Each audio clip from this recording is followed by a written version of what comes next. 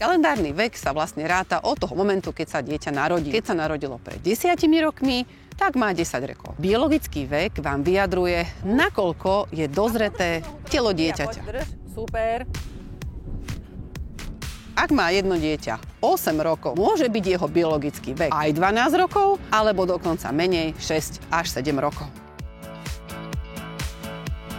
No zrýchlim trošku, vrtuľníky. Rozdiel medzi biologickým a chronologickým vekom môže byť v zmysle toho, že je buď ten rast a vývin toho jedinca, alebo teda ten kostný vek urýchlený, alebo naopak spomalený.